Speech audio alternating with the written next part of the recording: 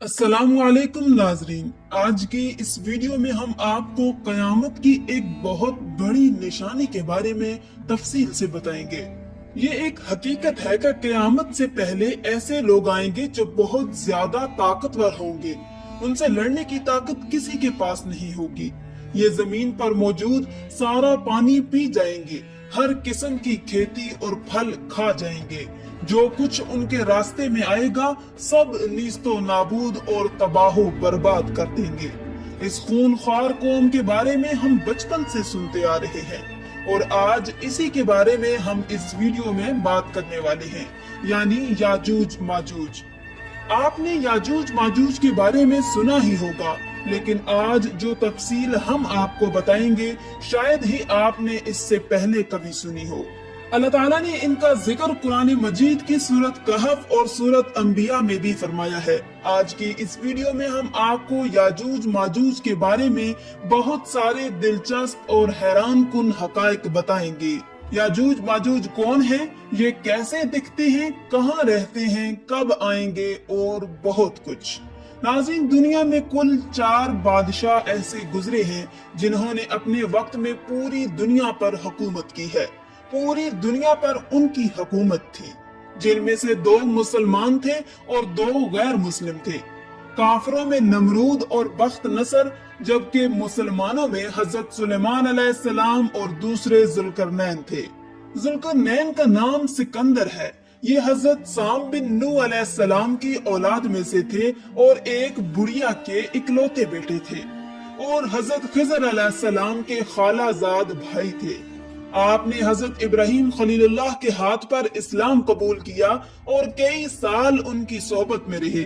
یاد رہے، یہ نبی تو نہیں ہے، لیکن ہاں ایک نیک انسان تھے جنہیں اللہ تعالیٰ نے اپنی ولایت عطا فرمائی تھی۔ قرآن مجید کی سورت کہف میں حضرت ذوالقرنین رضی اللہ تعالیٰ عنہ کے 3 سفروں کا حال بیان کیا ہے۔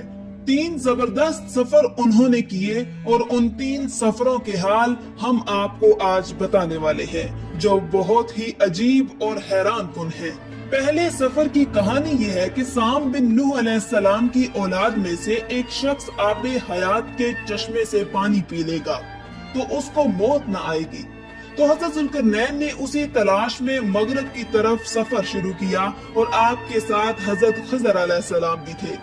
حضرت خضر تو آب حیات کے اس چشمے تک پہنچ گئے اور اس کا پانی بھی پی لیا، مگر حضرت ذوالقرنین کے مقدر میں وہ نہیں تھا اور آپ کو آب حیات نہ مل سکا۔ حضرت ذوالقرنین کا سفر جاری تھا اور آپ چلتے چلتے ایسے مقام پر پہنچ گئے، کیونکہ ویسٹ میں ہی سورج غروب ہوتا ہے، وہ بالکل دنیا کے آخری کونے میں آ گئے اور سورج غروب ہونے کے وقت آپ کو ایسا منظر نظر آتا جیسے ایک سیاہ چشمے میں سورج ڈوب رہا ہے۔ جیسے کہ سمندری سفر جو کرتے ہیں تو لوگوں کو ایسا لگتا ہے کہ سورج جو ہے وہ سمندر کے اندر ڈوب رہا ہے، لیکن ویسٹ کے آخر میں آپ اتنا آگے پہنچ چکے تھے، جو دنیا کا آخری کونا تھا، وہاں ان کو ایک عجیب قوم ملی جو جانوروں کی کھال پہنے ہوئے تھے اور اس کے سوا کوئی دوسرا لباس ان کے بدن پر نہیں تھا۔ وہ دریائی مردہ جانور کھاتے تھے، اس کے علاوہ کوئی غذا نہیں تھی ان کی۔ وہ قوم ناسک کہلاتی تھی۔ حضرت ذوالقرنین نے ان کو دین کی دعوت دی، اسلام کی دعوت دی۔ کچھ لوگ تو ایمان لائے، لیکن کچھ لوگوں نے آپ کے ساتھ جنگ بھی کی اور وہ آخر کار بے بس ہو گئے۔ اس کے بعد اب باری ہے ان کے دوسرے سفر کی۔ اب یہ سفر ایسٹ کی طرف تھا، یہاں تک کہ چلتے چلتے آپ ایسی جگہ پہنچ گئے جہاں سے سورج طلوع ہوتا ہے۔ آپ سورج طلوع ہونے کی جگہ پر جا پہنچے۔ آپ نے وہاں پر دیکھا کہ وہاں پر ایسی قوم ہے جن کے پاس کوئی عمارت اور مکانات نہیں ہے۔ ان لوگوں کا یہ حال تھا کہ جب سورج طلوع ہو جاتا تو یہ غاروں میں چلے جاتے، زمین کے اندر چلے جاتے، اور جب سورج ڈھل جاتا تو غاروں سے نکل کر اپنی روزی کی تلاش میں نکل جاتے۔ یہ لوگ منسک کہلاتے ہیں، ان کی قوم کا نام تھا منسک۔ حضرت ذوالقرنین نے ان لوگوں کے مقابلے میں بھی اپنی اسلام کی دعوت پیش کی۔ اسی طرح کچھ لوگ ایمان لائے اور کچھ لوگ اڑے رہے اور آپ سے جنگ بھی کی، لیکن بہرحال آپ نے ان لوگوں کو بھی قابو کر لیا۔ اب ان کا تیسرا سفر تھا نارتھ کی طرف۔ यहाँ तक कि आप सदीन यानी दो पहाड़ों के दरमियान पहुंच गए तो वहाँ भी आबादी अजीबो गरीब थी, उनकी जुबान बहुत अजीबो गरीब थी, उन लोगों के साथ इशारों में भी बहुत मुश्किल से बातचीत की जा सकती थी। उन लोगों ने हजरत जुल्करनैन से याजूज माजूज के मुजालिम की शिकायत की और आपसे मदद मांगी कि आप हमें इन जालिमों से बचाएं। नाज़रीन, याजूज माजूज ये कौन थे? ये याफिस बिन नूह अलैहिस्सलाम की औलाद में से एक फसादी गिरोह है और इन लोगों की तादाद बहुत ज्यादा है, जिसका अंदाजा इन हदीसे मुबारका से आप लगा सकते हैं कि हजरत अब्दुल्ला बिन उमर रजी अल्लाह ताला अन्हु ने फरमाया कि जिनो इंस के कुल 10 हिस्से हैं और उनमें से 9 हिस्से याजूज माजूज हैं, बाकी 1 हिस्सा इंसान है।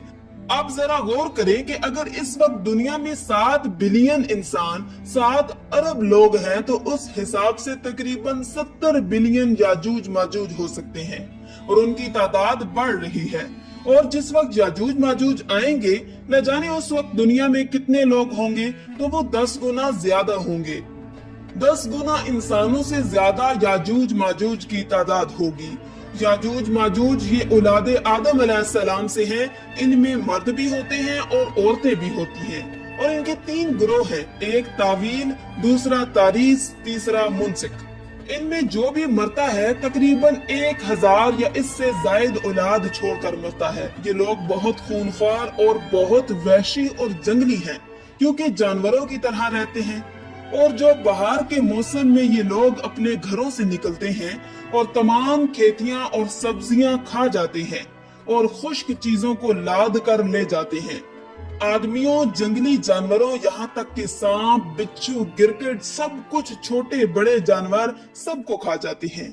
जब हजरत जुल्करनैन रजी अल्लाह ताला अन्हो से लोगों ने फरियाद की कि आप हमें याजूज माजूज के इन मुजालिम से बचाएं, चाहे इसके बदले आप कुछ ले लें, हजरत जुल्करनैन ने कहा कि मेरे पास अल्लाह का दिया हुआ बहुत कुछ है, मुझे किसी चीज की जरूरत नहीं है, मगर तुम अपनी जिस्मानी मेहनत के जरिए मेरी मदद करो। आपने कमाल क्या किया कि इन दोनों पहाड़ों के दरमियान आपने बहुत बड़ी गहरी बुनियाद खुदवाई, इतना गहरा खुदवाया उसको कि उसको इतना खोदा क्या उसमें पानी निकल आया, और फिर उसके बाद आपने उसमें पिघलाए हुए तांबे, सिगार के पत्थर जमाए और लोहे की तख्त नीचे ऊपर लगाकर उनके दरमियान लकड़ी और कोयला भरवा दिया और उसमें आग लगा दी।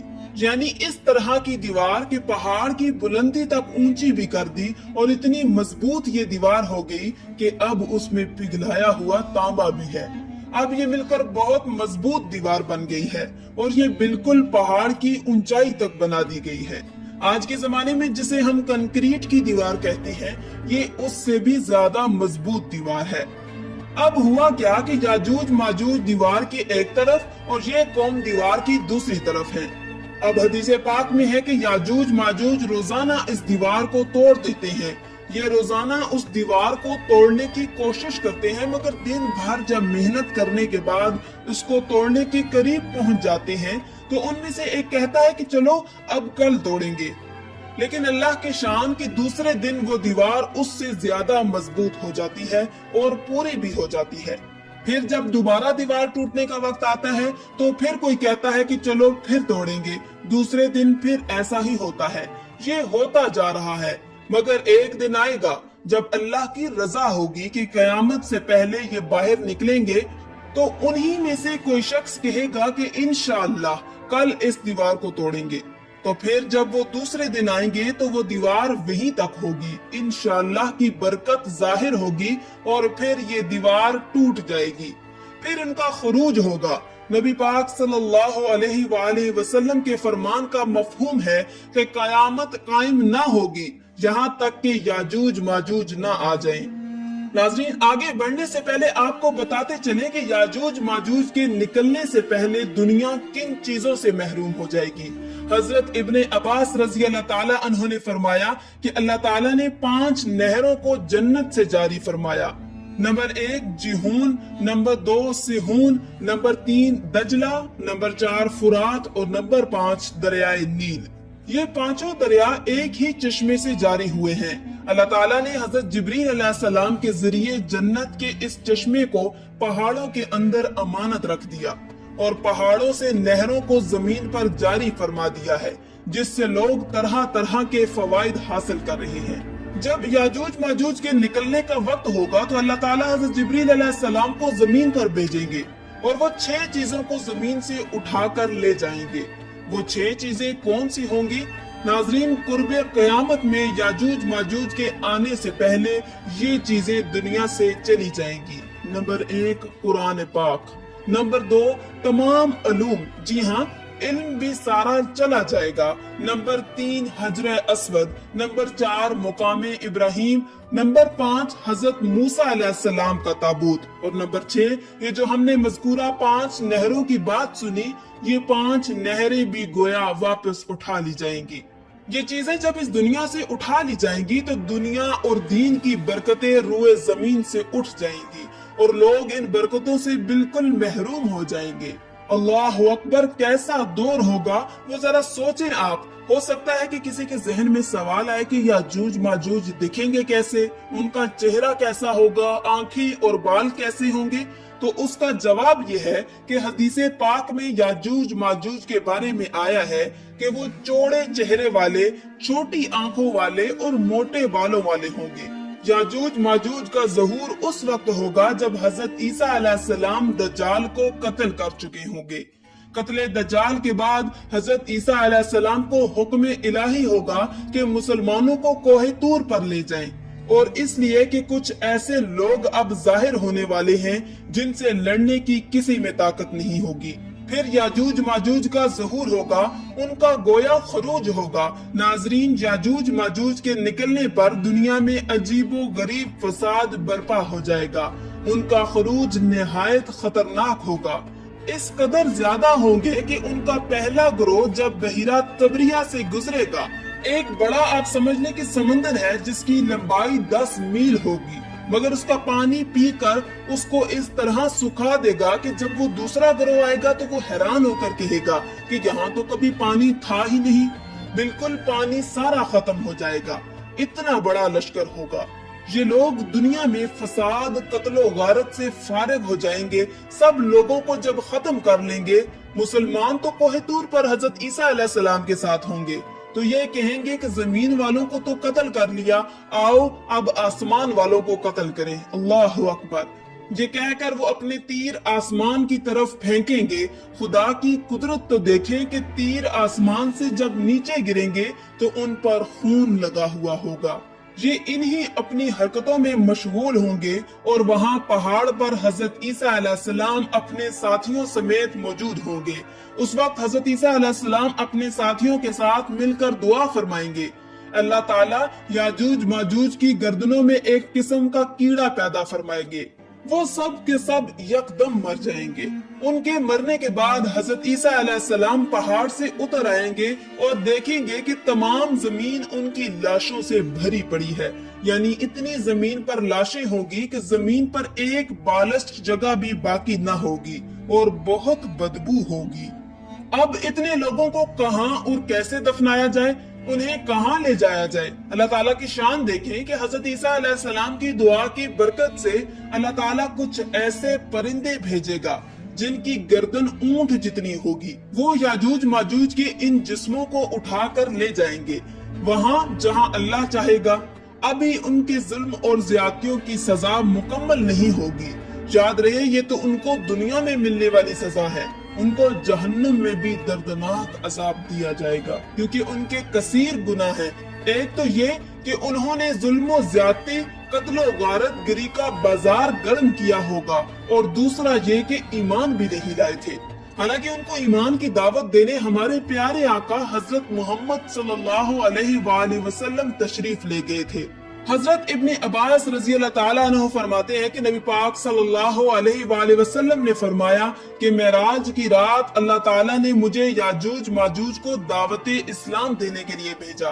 نبی پاک فرماتے ہیں کہ میں ان کے پاس گیا، میں نے ان کو اللہ تعالیٰ کی طرف بلایا، انہیں عبادت کی دعوت دی، مگر انہوں نے میری دعوت کو جھٹلا دیا، انکار کر دیا، اور فرماتے ہیں یہ اللہ تعالیٰ کے نافرمان بندوں اور اولاد ابلیس کے ساتھ دوزخ میں جائیں گے۔